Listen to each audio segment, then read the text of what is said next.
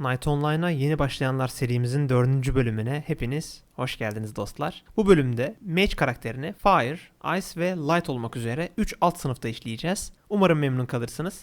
Keyifli seyirler dilerim.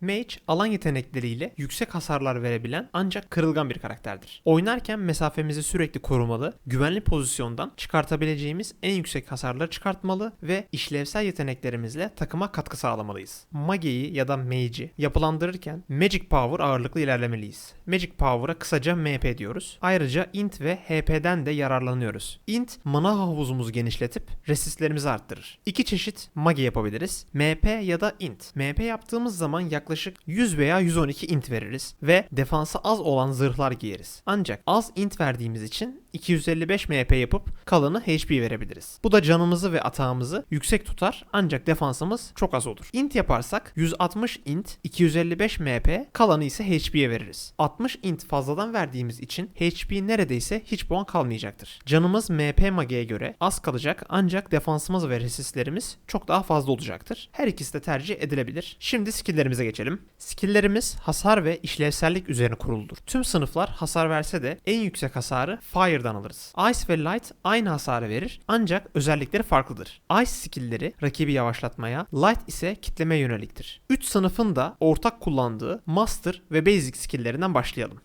Görüldüğü üzere buradakilerin çoğu uzaktan vuran hasar yetenekleridir. Hangisinin Fire, Ice veya Light olduğunu skill'lerin küçük resimlerinden anlayabilirsiniz. Basic bölümünde bilmemiz gereken 3 yetenek mevcut. Summon Friend, Gate ve Escape. Bu 3 skill de teleport yetenekleridir. Birinci yetenek takım arkadaşlarımızı yanımıza çeker. Çok önemli ve işlevsel bir yetenek. İkinci yetenek mevcutta bulunan haritanın merkezine ya da seçili olan bir gate'e ışınlanmamızı sağlar. Bu gate'ler Marathon'da bulunmamaktadır. Gate'in yanına gidip sağ klik ile seçiyoruz. Ardından nerede olursak olalım gate attığımızda buraya ışınlanacağız. Bu yetenek bizi ışınlanma parasından büyük oranda kurtarıyor. Üçüncü yetenek ise Escape. Escape, Gate ile aynı sistemde çalışır. Tüm takımı merkeze ya da onların seçtiği gate ışınlar. Master bölümü 3 pasif, 5 aktif skill'den oluşmakta. Birinci, manamız %30'un altına düştüğünde mana yenileme hızı %20 artar. İkinci pasif %10, üçüncü pasif ise %15 alınan hasarı düşürür. Aktif skill'lerin ilki Absolute Power. Buna genelde toz derler. Toz kullandığımızda MP hasarımız %30 artar. İkinci yetenek Mana Shield. 40 saniye boyunca yediğimiz hasarın %15'inin manadan gitmesine neden olur. Ancak burada bir detay var. Yediğimiz hasar 4 kat hesaplanarak düşer. Emilen hasar diyelim ki 200. O zaman bizim 800 manamız eksilir. Üçüncü skill Master 15. Diğer ismiyle çiftleme. Çiftleme basıldıktan sonra kullanılan yetenek bekleme süresine girmez ve tekrar atılabilir. Dördüncü yetenek alan etkili bir patlama yaratır. Ancak hasar vermez. Bölgedeki rakiplerin resistini 10 saniyeliğine %20 düşürür. Bu moblara etki etmiyor, bilginiz olsun. Son yetenek Guard Summon. Diğer ismiyle ejder. Mage ortaya bir ejder atar ve bu ejder etraftaki rakiplere otomatik olarak hasar verir. Master yetenekleri bu kadar. Geçelim asıl sınıflara.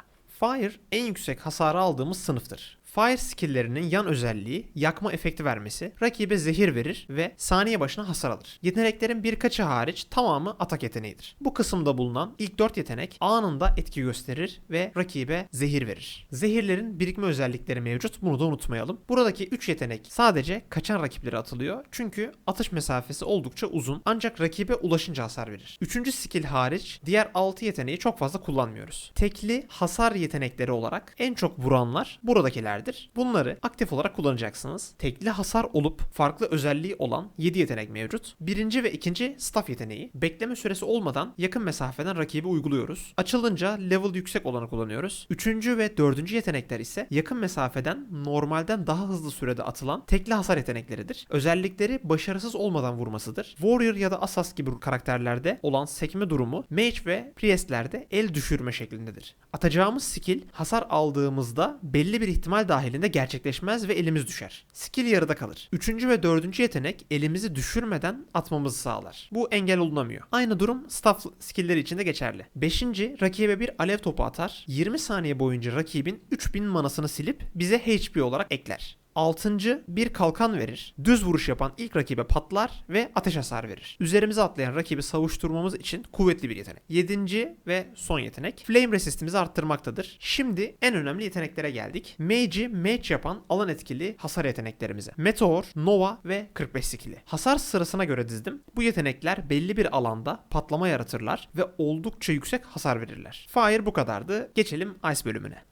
Ice ve Light bölümündeki skill'lerin neredeyse tamamı Fire ile aynı özelliklere sahip. Sadece yakmak yerine yavaşlatma ve kitleme etkilerine sahiptir. Farklı olanlardan kısaca bahsedelim. Burada gördüğünüz iki skill 5 dakika boyunca defans arttırır. Bunun bir üst seviyesi daha bulunuyor ancak o bende açık değil. Ice Mage'in en önemli yeteneği maalesef o da bende yok. Kullandığınız rakibe buzdan bir top yollar ve küp içine alır. 15 saniye boyunca hareket edemez. Tutma ihtimali yüksek ancak kesin değildir. Rakibin canına bağlı olarak tutma ihtimali bulunur. Bu Ice'ın en önemli yeteneği. Ice bölümü bu kadar. Light'a geçelim hızlıca.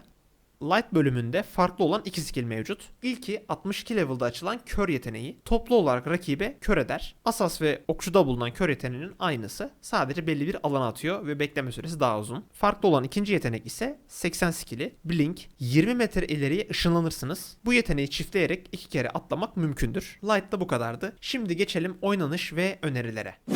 Mage oynarken birinci sınıfı ne seçerseniz seçin, ikinci sınıfı da ona göre seçmelisiniz. Ice oynamak istiyorsanız zaten rakibi domine etmeye çalıştığınızı varsayarak ikinciyi Light seçebilirsiniz. Bu işlevselliğinizi oldukça arttıracaktır. Light oynarken de aynı şekilde Ice seçebilirsiniz. Fire oynarken rakiplere karşı savaştaysanız ikincil olarak Light, mob kesmek istiyorsanız ikincil tercihiniz her zaman Ice olmalıdır. Oyuna yeni başlayan biriyseniz birinci sınıfınız Fire, ikincil ise muhakkak Ice olmalıdır. İkincil olarak Ice seçmemizin önemi mob keserken yavaşlatma imkanı sağlamasıdır. %100 tutar. Ice skill'e atılmış tüm moblar belli bir süre yavaşlar. Böylelikle toplu mob kesimi yaparken moblara önce Ice atıp yavaşlattıktan sonra gerekli hasarı Fire ile verebilirsiniz. 5 mobu aynı anda keserken hepsinin bir vuruş atması bizim ölümümüze neden olacağı için mesafeyi sürekli korumamız gerekir. Bunun için de sürekli mobları yavaşlatıyoruz ve Meteor, Nova ile alan etkili yüksek hasarlar verebiliyoruz. Nasıl yapıldığını zaten şu anda ben anlatırken görüyorsunuz. Mage karakteri tam bir fiyat performanstır. Çok ucuz itemler ile yüksek hasarlar çıkartabilir. Hatta iyi oynanıldığı zaman Mage ile kesilemeyecek tek bir mob dahi yok. Bu yüzden yeni başlayanlara Mage'i öneririm. Ancak diğer karakterlere nazaran el alışma süreci biraz daha uzun sürebilir. Bu yüzden eğer Mage için talep gelirse detaylı bir oynanış videosu daha yapabiliriz. Mage de böyleydi. Naçizane sizlerle fikirlerimi paylaştım. Tüm soruları yorumlar kısmında iletebilirsiniz. Elimden geldiğince yardımcı olmaya çalışırım. Night Online'a yeni başlayanlar serimizin 4. bölümünün de sonuna geldik. İzlediğiniz için teşekkür ederim. Serinin diğer videolarında görüşmek üzere. Kendinize iyi bakın dostlar.